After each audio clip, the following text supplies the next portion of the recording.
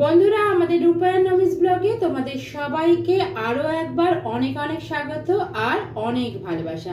আজকে তোমাদের সাথে আবার একটা কুকিং ভিডিও শেয়ার করতে এসেছি। আর যেহেতু গরমকাল, এখন সজনে ডাঁটা ভীষণভাবে বাজারে পাওয়া যাচ্ছে, তাই ভাবলাম আজকে তোমাদের সজনে ডাঁটা দিয়ে তরকারি করে দেখাই। আজকে আমি করছি মাছ দিয়ে সজনে ডাঁটা আলু দিয়ে তরকারি। বন্ধুরা, এখানে আমি নিয়ে নিয়েছি রুই মাছ, আর রুই মাছ দিয়ে আজকে তরকারিটা করব। মাছটাকে ভালো করে ধুয়ে নুন হলুদ দিয়ে আধ ঘন্টার মতো ম্যারিনেট করে রেখেছিলাম। এবার মাছগুলোকে আগে ভেজে নেবো ভালো করে। কড়াইতে সর্ষের তেল দিয়ে দিয়েছি, আর এই পুরো রান্নাটাই সর্ষের তেলে হবে। এবার মাছগুলো তেলের মধ্যে দিয়ে দেবো।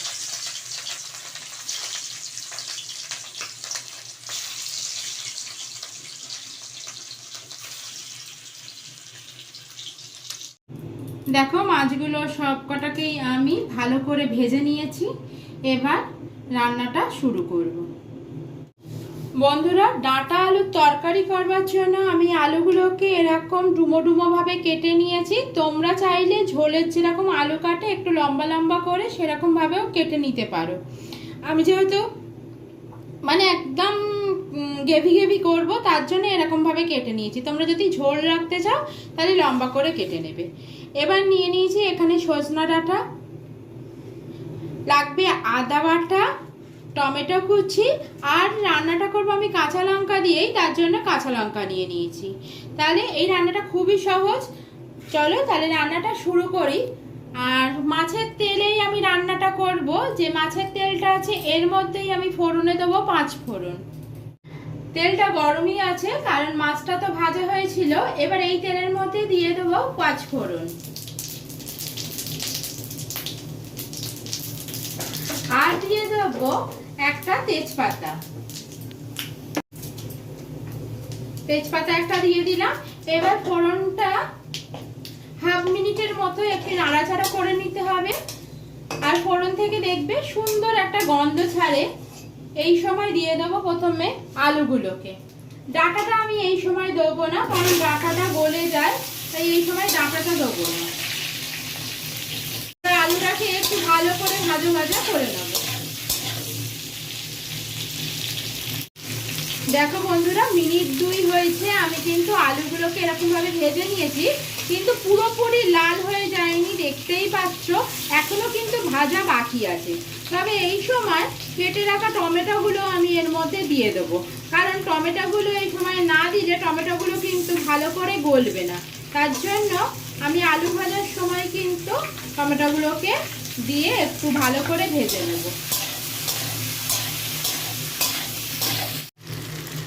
আলু আর টমেটোগুলো বেশ ভালো করে কিন্তু ভাজা হয়ে গেছে। এবার এর মধ্যে মিশিয়ে দেবো টুকরো করে কেটে রাখা ডাঁটাগুলোকে।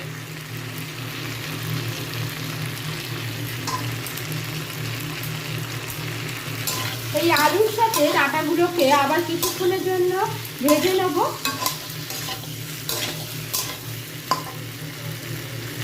আর একটা মশলার পেস্ট আমি বানিয়ে নেব।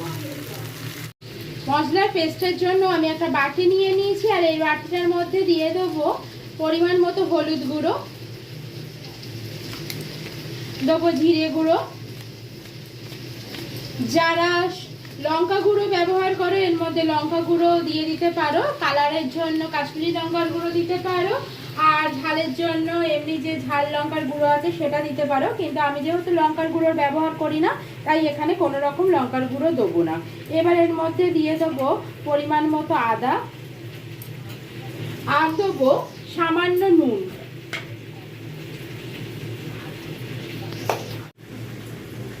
এবার এর মধ্যে জল মেশাবো, মিশিয়ে একটা পেস্ট বানিয়ে নেব।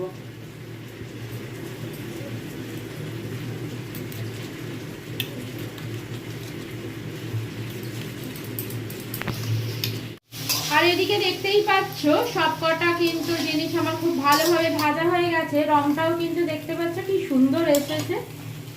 এবার এর মধ্যে এই মশলার পেস্টটা আমি দিয়ে দেবো।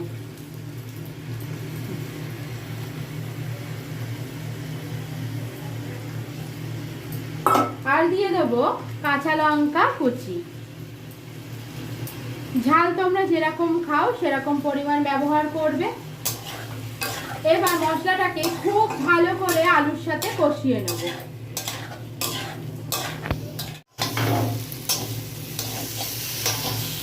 দেখো মশলাটা কিন্তু খুব ভালো করে কষানো হয়ে গেছে আলুর সাথে। এবার দিয়ে দেবো পরিমাণ মতো জল। এবার এখানে একটা কথা বলি, যে যেরকম গ্রেভি রাখবে সে কিন্তু সেই পরিমাণ গরম জলের ব্যবহার করবে। গরম জল এই কারণেই বললাম, তোমরা যারা আমাদের ডেইলি ব্লগ বা রান্নার ভিডিও দেখো তারা জানো আমরা কিন্তু রান্নাতে গরম জলই ব্যবহার করি। দেখো আমার এখানে এইরকম পরিমাণে জলের দরকার, কারণ আমি খুব একটা বেশি গ্রেভি করব না, তার জন্য অল্প পরিমাণে জল দিয়েছি। তোমরা যদি এটা ঝোল বানাতে চাও তাহলে আর একটু বেশি পরিমাণ দিতে পারো, মানে যে যেরকম ভাবে বানাবে সে সেই রকম বুঝে জলটা ব্যবহার করবে। তাহলে চলো এবার দিয়ে দিই নুন আর মিষ্টি।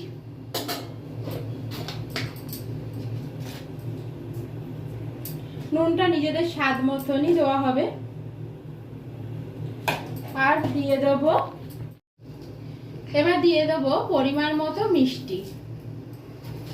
যারা মিষ্টি পছন্দ করো না তারা এটাকে স্কিপ করতে পারো, তবে মিষ্টি তো দিলে ব্যালেন্স আছে রান্নার, এটা তোমরা জানোই, তো তার জন্যই অল্প করে মিষ্টি দেওয়া। আর একটা কথা বন্ধুরা এখানে বলে দিই, আমি কিন্তু এখানে রুই মাছ দিয়েই তরকারিটা করছি। তোমরা যদি ঝোল করো তাহলে কিন্তু এটা রুই মাছের জায়গায় তোমরা যে কোনো জ্যান্ত মাছেরও করতে পারো, দারুণ টেস্টি কিন্তু ঝোল হয়। গরমের দিনে ভীষণ ভালো লাগে লেবু দিয়ে ওই পাতলা ঝোলটা খেতে, তার জন্য তোমরা অবশ্যই একবার হলেও ওরকম ঝোল ট্রাই করতে পারো জ্যান্ত মাছ দিয়ে। এবার একটা ঢাকনা চাপা দিয়ে দেবো 5 মিনিটের জন্য। 5 মিনিট পরে আমি খুলবো, আর তখন ফুটে গেলে এই গ্যাসের আগুনটা কিন্তু আস্তে করে দেবো। 5 মিনিটের মতো হয়ে গেছে। এবার ঢাকনা খুলে দেখে নেবো আলুগুলো সেদ্ধ হয়েছে কিনা।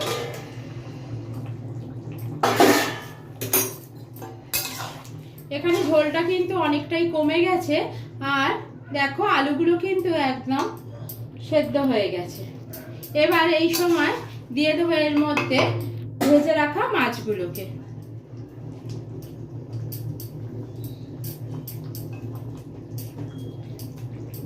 দিয়ে আরো 2 থেকে 3 মিনিটের জন্য ফুটিয়ে নেব, তাহলেই কিন্তু তরকারিটা আমার হয়ে যাবে। এখানে আমার 2 থেকে 3 মিনিটের মতো মাছ দিয়ে ফোটানো হয়ে গেছে। আর দেখো খুব একটা গ্রেভি কিন্তু হয়নি, বেশ গায়ে মাখা মাখা একটা তরকারি হয়েছে এটাই। এবার এটাকে আমি নামিয়ে নেব। এই দেখো বন্ধুরা, আমাদের কিন্তু তরকারিটা একদম কমপ্লিট। তোমরা কিন্তু স্টেপ বাই স্টেপ একদম ভালো করে ফলো করে ঘরে একবার রেঁধে দেখবে, নিশ্চয়ই খুবই সুন্দর লাগবে। তারপরে লাইক কমেন্ট শেয়ার করে দেবে, আর আমাদের চ্যানেলটাকে সাবস্ক্রাইব করে দিয়ে আমাদের পাশে থাকবে। তাহলে দেখা হবে অন্য কোনো ভিডিওর সাথে। এখনকার মতো এখানেই রাখছি, টাটা।